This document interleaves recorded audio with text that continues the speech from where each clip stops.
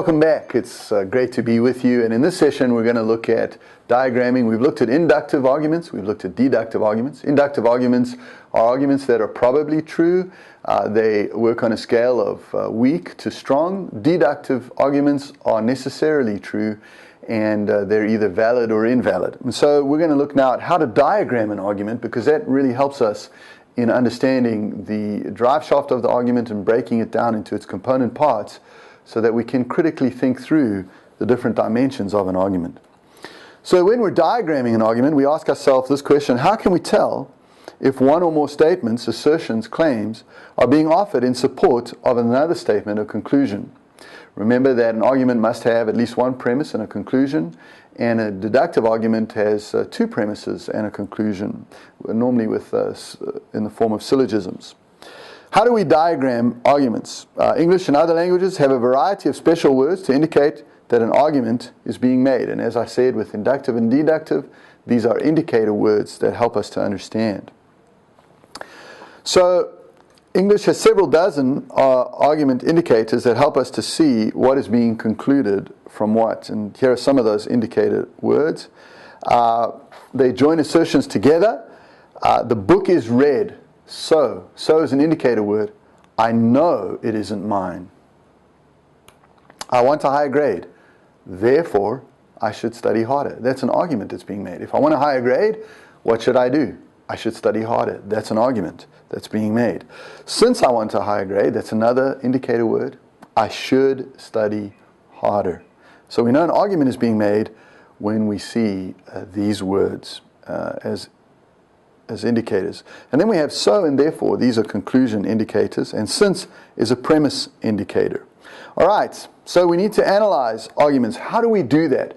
You're reading something, you see that it has these indicator words that tells you it's an argument of some form. Of course, if it's inductive, there are even stronger words, or deductive, stronger indicator words that you can look at. We've spoken about those in the previous session. But you want to underline any indicator words that you see in the argument: since, because, therefore, probably, definitively, necessarily. You underline those words because now you know you're dealing with an argument. Once you have numbered, or at least once you've underlined those words, you then number all of the statements in the argument. Do not number questions, commands, exclamations, requests, or other expressions. And I'll show you this in an example in a moment. But you don't need to number questions, demands, exclamations, or requests. You need to cross out extraneous statements, those things that are not really germane to the argument. They're just extras that are given, but they're extraneous. They're not core to what the argument that is being offered.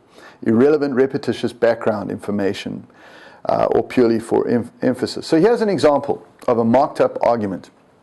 Why support Obama? That's a question. Do we put a number to it? Do we underline it? No, it's a question. One, he has great ideas for preserving the natural environment. That's a premise.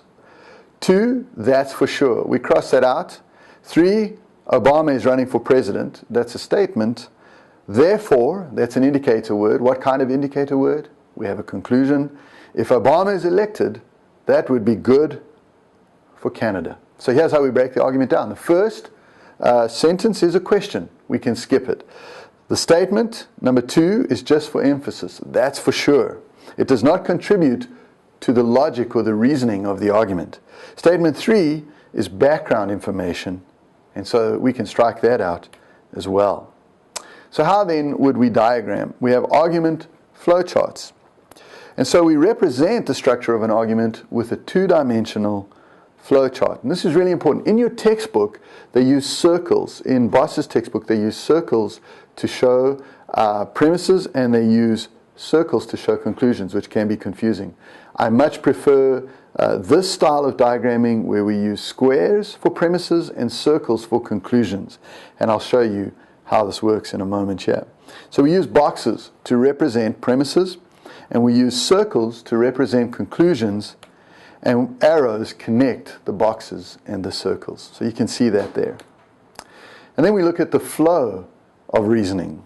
So how does the reasoning flow? It flows from the top of the page down to the bottom. Diagrams always flow downward on the page. Premises are at the top and the conclusion we find at the bottom of the page. Premises are linked to conclusions by arrows. And arrows show the flow of the logic from top to bottom, downward.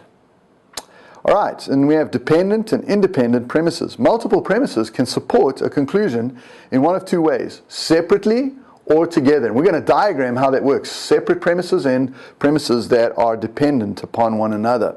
Premises that work together. Independent premises each lend some support to the conclusion on their own. Dependent premises must be combined in order to support the conclusion. So here's an illustration of independent premises leading to the conclusion. We break the sentence down first. Statement number 1, Joe's Emporium has low prices. That's a premise.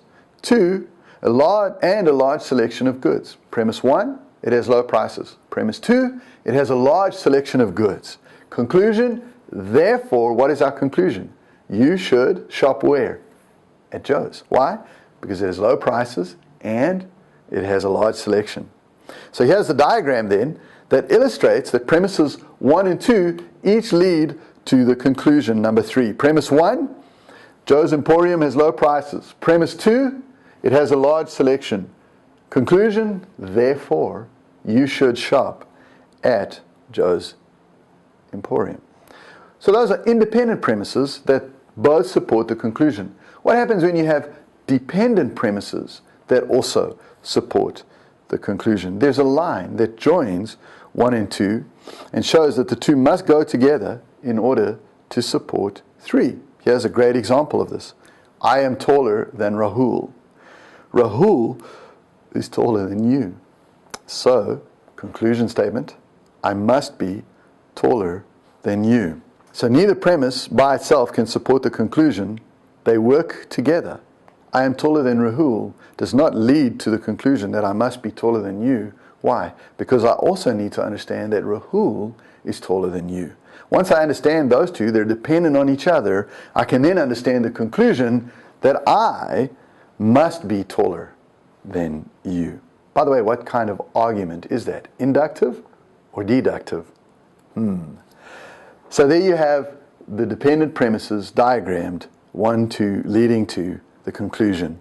Number 3, what happens if we have more than 2 dependent premises, which happens in arguments, obviously. Here's an example. I am taller than Rahul. Rahul is taller than Francois. Francois is taller than Mike. And Mike is taller than you. So, I must be taller than you. On their own, would those make any sense? No. But together, they help me understand the conclusion that I am taller than you because they are dependent upon each other, working jointly together to support the conclusion. And so we diagram them in this way. You see how they are dependent upon one another and they work jointly together to support the conclusion, namely, I am taller than you. And that's how you diagram that. All right. How do we combine independent and dependent premises? An argument might have some independent premises working towards a conclusion and then some dependent premises that are tied together that also point toward the conclusion. How would we diagram that? We have to combine them. Here's an example. I am taller than Rahul. Rahul is taller than you. Also, I can see the top of your head. So I must be taller than you. 1 and 2 are tied together, but 3 is independent. I can see the top of your head is somewhat independent to the notion that I am taller than Rahul and Rahul is taller than you. And so we would diagram it in this way.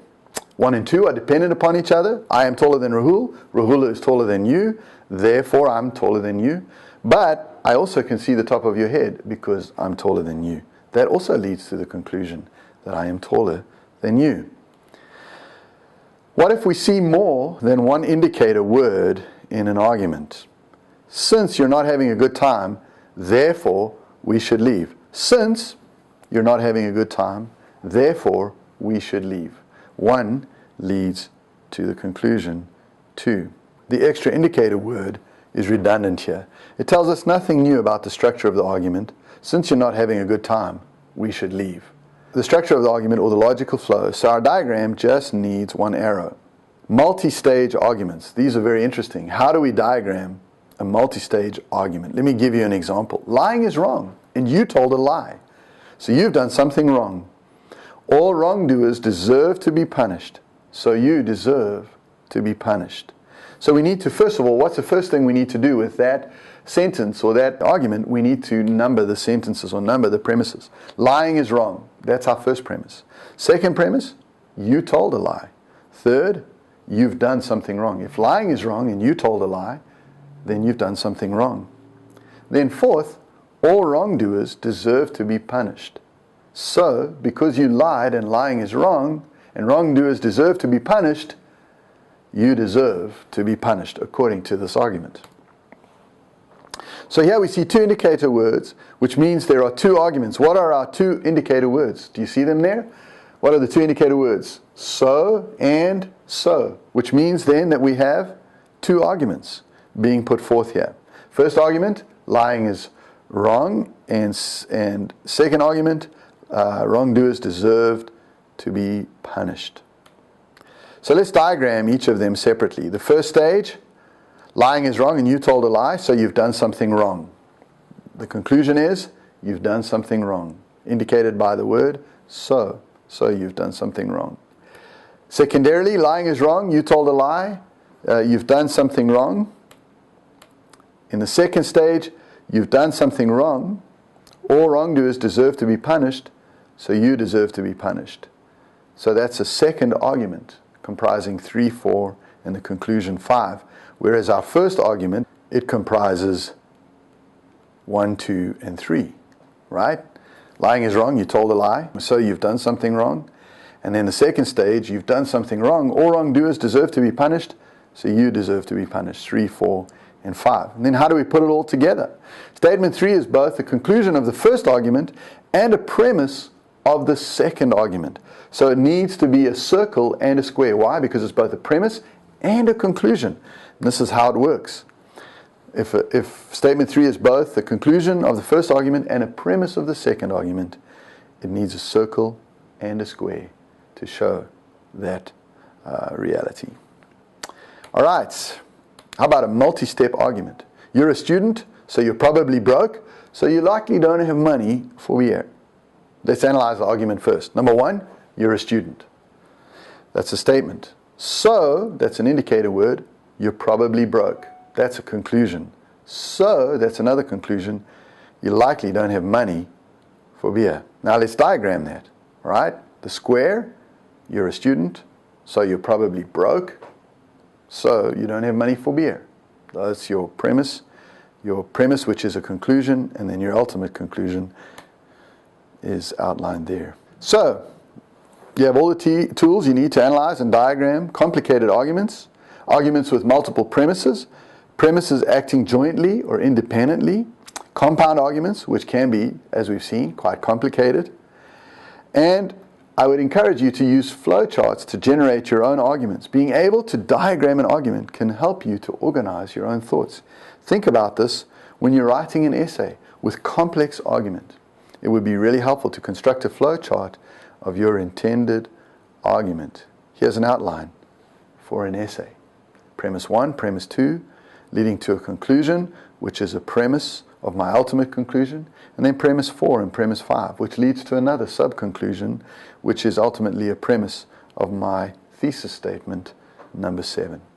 So I hope that's helpful to you. Diagramming is a phenomenal tool to help us think critically, to analyze inductive and deductive arguments, to diagram their flow, and to determine ultimately what are the premises and what is the conclusion and how those things work together. I hope you'll use that tool as you move forward in critical thinking. Enjoy the exercises that I've put into Blackboard for you to do. Cheers.